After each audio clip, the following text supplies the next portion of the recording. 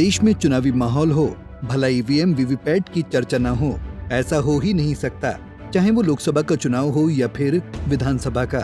इस समय देश में लोकसभा के दंगल का आगाज हो चुका है। पहले फेज में 21 राज्यों की 102 सीटों पर वोटिंग हुई, जिसके बाद कल यानी कि 26 अप्रैल को दूसरे चरण की वोटिंग होनी है। दूसरे चरण में 13 राज्यों की 88 सीटों पर जनता अपने भाग्य विधाता को चुनेगी। दूसरे चरण की वोटिंग से पहले देश की सर्वोच्च अदालत ने इलेक्ट्रॉनिक वोटिंग मशीन ईवीएम के डेटा से voter verifiable paper audit trail VVPAT पर्चियों का 100% मिलान की मांग वाली याचिका पर सुनवाई की।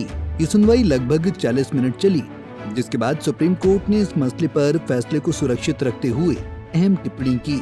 सुप्रीम कोर्ट ने कहा कि हम चुनाव कंट्रोल नहीं कर सकते हैं। डेटा के लिए आपको इलेक्शन कमीशन पर भरोसा करना ही होगा। चुनाव आयोग ने संदेह दूर किए हैं, संदेह के आधार पर आदेश जारी नहीं कर सकते हैं। सुप्रीम कोर्ट की ये टिप्पणी विपक्षी पार्टियां यानी कि इंडिया अलायंस के लिए बड़ा झटका माना जा रहा है, क्योंकि ईवीएम को लेकर विपक्ष के कई दिग्गज नेता सवाल खड़े कर चुके हैं।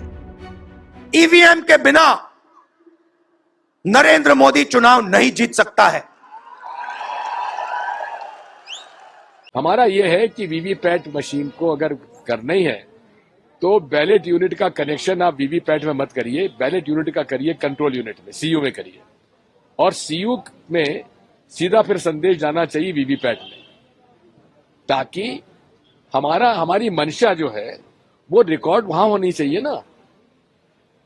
हमको तो भरोसा किसी वीवीपैट पे नहीं है। हम इतना कह सकते हैं कि अगर इस देश में आज के दिन ऐसा चुनाव हो जिसमें कोई गड़बड़ी नहीं हो, जिसमें ईवीएम में कोई गड़बड़ी नहीं है, तो मैं दावे के साथ कह सकती हूँ ये 180 से ज्यादा सीट नहीं ले सकते, उससे भी कम लेंगे। Thank you so. लेकिन ईवीएम में अब तक का जो नतीजा सामने आया है या डेमोन्स्ट्रेशन जो लोगों ने दिखाया है और लोगों के मन में जो भ्रम है, आप किसी को भी वोट दो जाएगा तो कमल को ही। हाँ, बीजेपी के लोग तो प्रचार करते हैं आप किसी को भी वोट दो जाएगा तो कमल को। वहीं जब इस मसले पर गृहमंत्री अमित शाह से सवाल किया गया तो उन्होंने कहा था कि जहां विपक्ष की सरकार बनती है वहां ईवीएम सही रहता है, जहां वो हार जाते हैं वहां ईवीएम में गड़बड़ी होती है। यदि उन्हें ईवीएम पर विश्वास नहीं है तो इन दलों ने चुनाव जीतने पर सत्ता क्यों संभाली।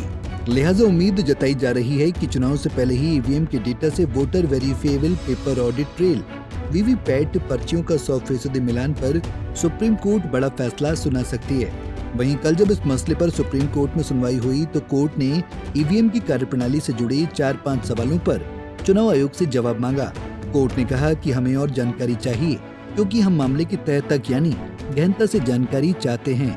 आइए जानते हैं कि आखिरकार सुप्रीम कोर्ट ने ईवीएम वीवीपैट मामले पर चुनाव आयोग से कौन-कौन से 5 सवाल का मांगा है जवाब।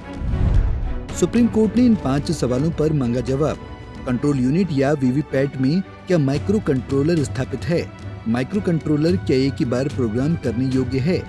ईवीएम में सिंबल लोडिंग यूनिट से कितने उपलब्ध हैं? चुनाव याचिकाओं की सीमा 30 दिन है और इसलिए ईवीएम में डेटा 45 दिनों के लिए संग्रहित किया जाता है, लेकिन एक्ट में इसे सुरक्षित रखने की सीमा 45 दिन है। क्या स्टोरेज की अवधि बढ़ानी पड़ सकती है? माइक्रो कंट्रोलर कंट्रोलिंग यूनिट में स्थापित है या वीवीपैट में? वहीं इस मामले पर याचिकाकर्ता धर्मेंद्र सिंह कुशवाहा ने क्या कुछ कहा, सुनिए।